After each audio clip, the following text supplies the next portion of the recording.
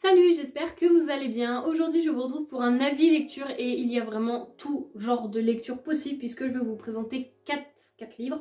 En réalité, il y en a 5, mais il y a un manga où c'est un tome 1 et un tome 2, donc je vais vous les présenter ensemble. Et là, comme je vous dis, on est vraiment sur un petit peu tous les genres puisqu'on va être sur de l'afro-fantasy, un témoignage, une réécriture de contes, et puis les deux mangas, c'est, je pense, on peut dire de l'anticipation. En tout cas, je vais vous montrer tout ça. Il n'y a que des bonnes lectures, sauf un livre où c'est une déception. Mais je le savais, je vais vous dire ça juste après. Je vais commencer par vous présenter mes 2 dernières lectures de 2021 et on peut dire quand même que ce sont de super bonnes lectures. Donc j'ai terminé l'année en beauté. On peut pas dire que j'ai commencé l'année 2022 pareil parce que les 3 premières lectures, dans ces 3 premières lectures, il y a eu 2 déceptions. C'est pas pareil, c'est sûr. Enfin bon, le plus important, c'est que ça ne m'a pas déclenché de panne de lecture et ça, c'est quand même bien. Je vous ai dit les 2 dernières lectures de 2021. En réalité, il y en a 3, mais dedans, dans un, j'ai compté les 2 mangas. Donc c'est à peu près pareil. Et on va tout de suite commencer par ces mangas. Il s'agit de Lonely World, le tome 1 et le tome 2. C'est écrit par Iwatobi Neko et c'est publié aux éditions Clown dans la catégorie Seinen. Dans cet univers, on y retrouve des golems. Aucun humain, il n'y a plus aucun humain, mais juste des golems qui sont créés pour remplir toutes les tâches que peut faire un humain. Ils sont complètement autonomes, ils ont chacun leur mission et ils vivent dans leur société. Et un jour, une petite fille, Shi, va errer toute seule. Elle ne sait plus qui elle est. Elle se réveille et elle ne sait plus rien. Comment est-ce qu'elle a atterri là? Où sont passés les autres humains? Elle ne se souvient de rien. Et elle va être observée, on va dire, par des golems pas forcément très bienveillants et un des golems va la prendre sous son aile et va s'occuper d'elle. Donc on va suivre cette histoire et j'avais très envie de la découvrir puisque le résumé me faisait penser à Mortal Engine, je vous le dis à chaque fois, mais moi qui adore cette histoire, j'avais très envie et effectivement je trouve qu'on retrouve des choses. Alors si vous n'avez pas regardé Mortal Engine, je vais pas vous spoiler pourquoi, mais si vous l'avez vu, vous savez pourquoi déjà ça m'a fait penser à ce film ou à ce livre au choix. En tout cas voilà pour ce qui est du résumé, je ne veux pas vous en dire plus puisque pour moi ça peut suffire à donner envie de le lire. En tout cas j'aime beaucoup les couvertures, surtout le tome 1 qui est beaucoup plus coloré que le tome 2 quand même. Je vous en ai parlé très rapidement dans mon vlog que je vous ai fait pendant la semaine de Noël, donc ça commence à remonter maintenant à quelques semaines. Et pour tout vous dire, c'était une super découverte, j'ai vraiment adoré ces 2 tomes. C'est un des mangas, on va dire, une des sagas de mangas où j'ai adoré tout de suite. J'ai accroché avec les personnages, j'ai accroché avec l'univers, tout ce qui s'y passe, tout ce qu'on y découvre. On y découvre un monde où c'est un mélange d'anticipation, de post-apocalyptique, de science-fiction, avec, comme je vous ai dit, une société où les golems se gèrent, ils ont chacun leur mission,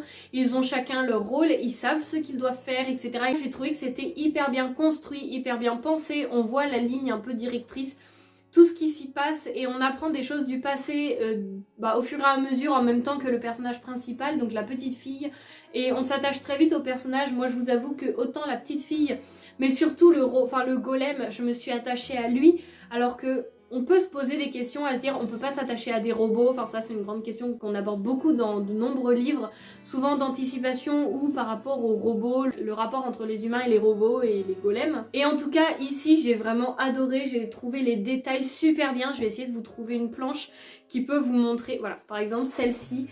Et j'ai trouvé que les personnages étaient vraiment très attachants dès le début.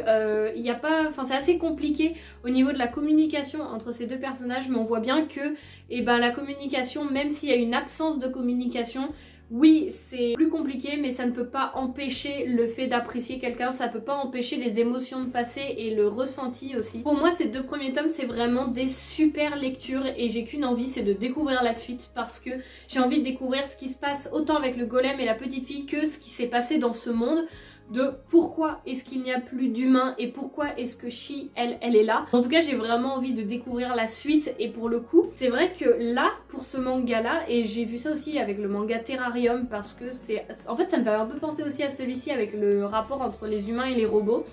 Et vraiment, j'adore. Autant tous les décors, tout, pour moi, ce manga, ce début de saga, c'est vraiment un manga que je peux vous conseiller et que le tome 3 sort, je me jette dessus. Ensuite, pour continuer avec ma dernière lecture de 2021, il s'agit d'une super bonne lecture et c'est une réécriture de conte.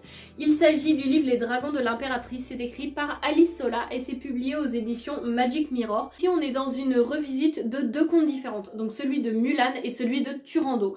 Alors, Turando, j'espère déjà que je le prononce bien, mais c'est un conte que je ne connais absolument pas. Il me semble, j'espère ne pas dire n'importe quoi, que c'est une pièce de théâtre, mais je sais pas. C'est vrai que j'aurais aimé le découvrir avant d'avoir lu ce livre, mais ça ne m'a pas gênée pour autant, parce que, voilà, je découvrais l'histoire, et en même temps la revisite de Mulan. Alors pour ce qui est de mon avis, comme je vous ai dit, je ne connais pas du tout le conte de Turando, même maintenant je ne connais pas le conte de base, mais pourtant j'ai beaucoup aimé l'histoire, j'ai beaucoup aimé les personnages, et on nous dit, si jamais vous connaissez, ça peut peut-être vous parler, il est écrit tout en haut du livre, la princesse Turando était maudite, elle était née avec un démon dans la tête. Alors dans cette histoire, on va suivre 4 points de vue. Donc au départ, ils ne se connaissent pas, mais vous vous doutez bien qu'à la fin, tout se rejoint, tout se lie. Évidemment, l'histoire, sinon si les personnages n'avaient aucun rapport, n'avaient aucun lien, ça servirait un petit peu à rien. En tout cas, j'ai beaucoup aimé puisqu'on y retrouve vraiment le conte de Mulan, enfin des passages de Mulan.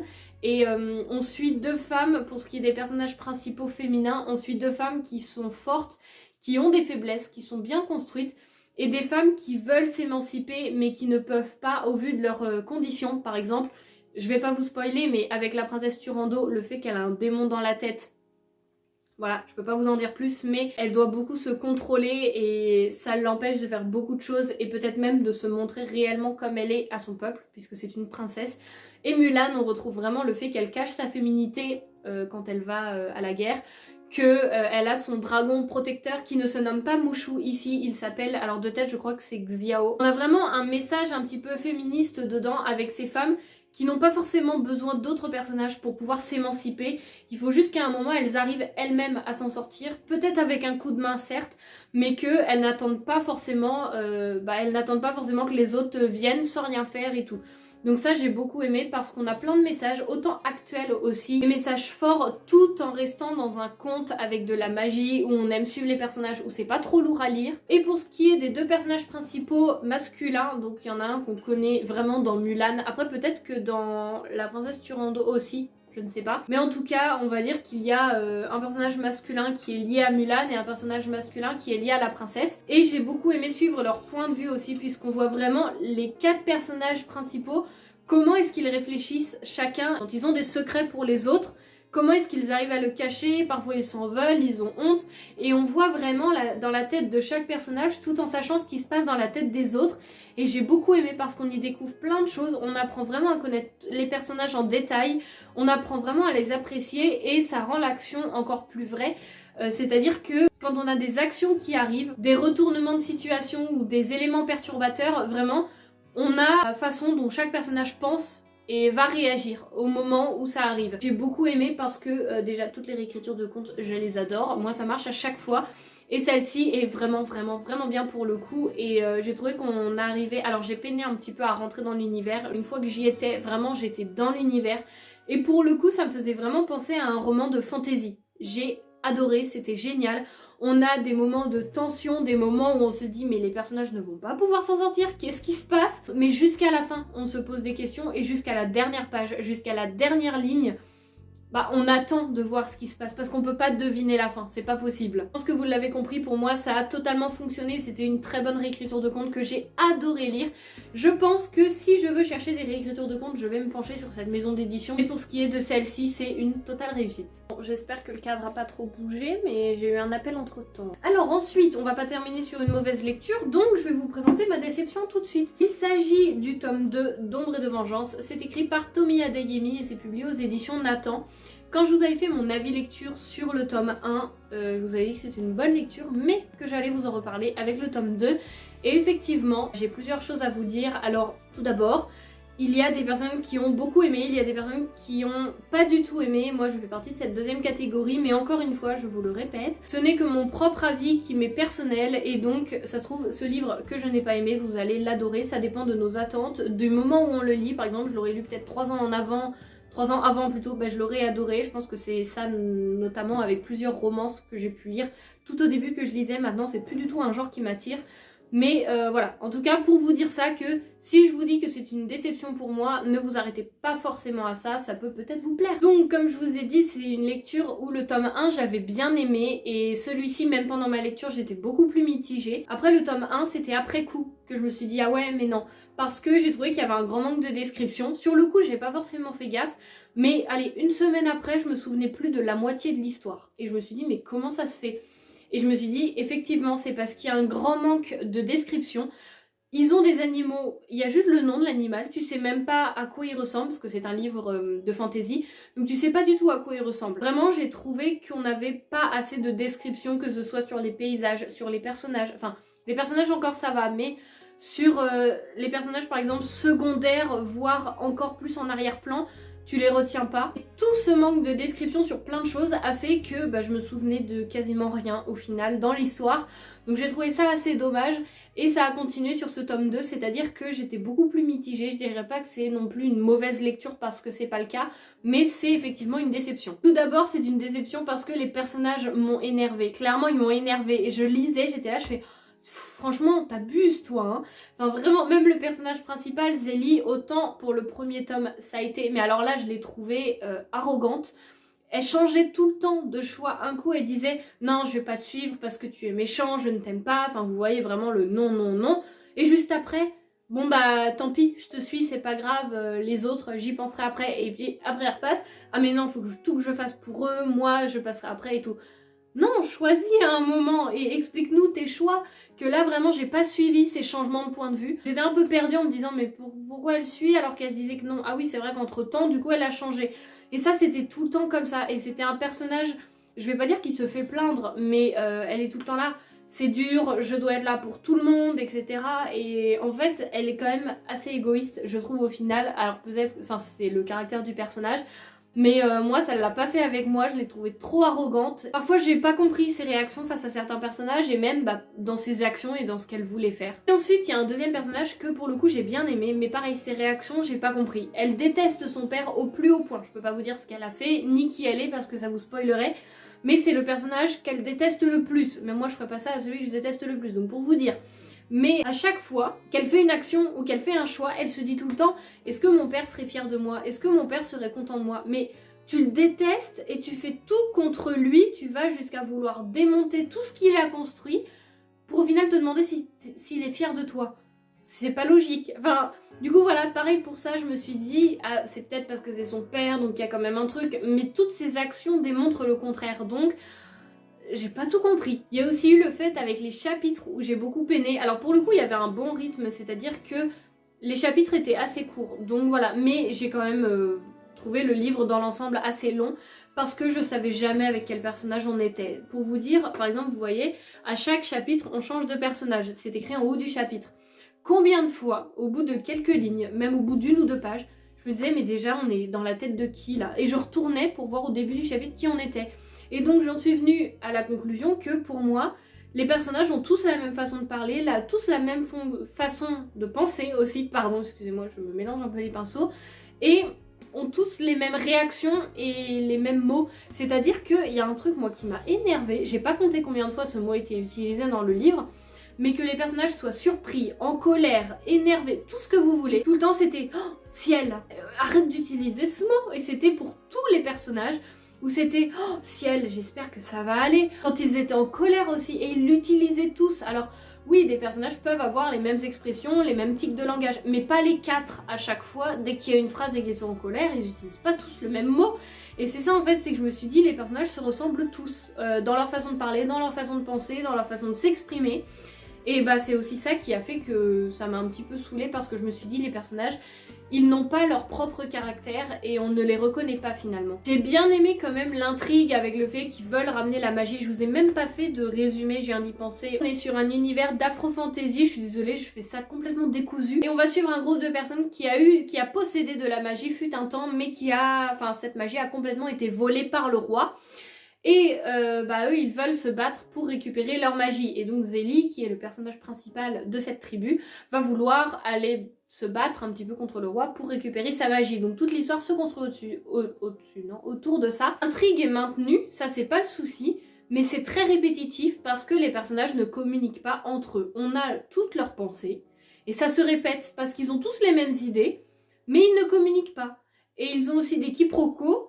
Ils se prennent la tête, ils s'énervent, ils se détestent, alors qu'en soi ils pensent la même chose juste parce qu'ils ne parlent pas. Et j'ai trouvé ça hyper dommage parce que du coup on n'avance pas dans l'histoire. Et donc pour moi plusieurs fois je me suis dit, vraiment j'étais à la moitié du livre, je me suis dit est-ce que je le continue ou pas parce que honnêtement peu importe, enfin pour moi que ça finisse bien, que ça finisse mal pour les personnages, j'avais même pas envie de savoir la fin. Au final oui je l'ai terminé, mais la suite sera sans moi, il me semble, je sais pas si c'est une trilogie ou une quadrilogie. Mais en tout cas, j'ai lu le tome 1, j'ai lu le tome 2 puisqu'il était dans ma pile à lire, mais clairement je ne lirai pas la suite. Et voilà, ce tome 2 est quand même une déception.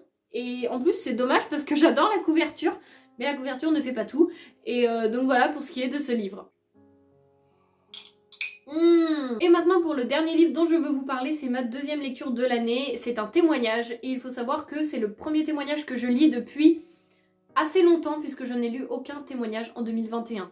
Et là, je commence l'année avec un témoignage. Et c'était une très bonne lecture, donc c'est parfait. Il s'agit du témoignage Le Cri de la Mouette de Emmanuelle Laborie. Alors là, c'est une édition qui regroupe 4 témoignages. Je sais pas, c'est sélection du Reader's Digest. Mais le texte qui est dans ce livre de cette édition a été pris dans la maison d'édition Robert Laffont. Je sais pas si c'est très clair, mais voilà. Pour vous dire rapidement ce qu'on aborde dans ce témoignage, on suit Emmanuelle Laborie, donc qui a écrit elle-même son témoignage. C'est une enfant qui est née sourde, mais qui n'est pas muette. Dans cette histoire, elle nous raconte sa vie et son vécu du plus loin qu'elle s'en souvienne. Emmanuelle, elle est née dans une famille entendante, mais au moment où la langue des signes était interdite. Donc elle nous raconte tout son combat, comment est-ce qu'elle a vu, comment est-ce qu'elle a perçu tout ça, comment est-ce que pour elle communiquait, et on voit vraiment à quel point ça a été compliqué et que la langue des signes a pu un petit peu révolutionner son monde, sa façon de voir le monde et même de voir la temporalité, parce qu'avant elle dit bien que elle n'arrivait pas à se repérer, que ce soit dans les jours, même dans son enfance c'est très flou.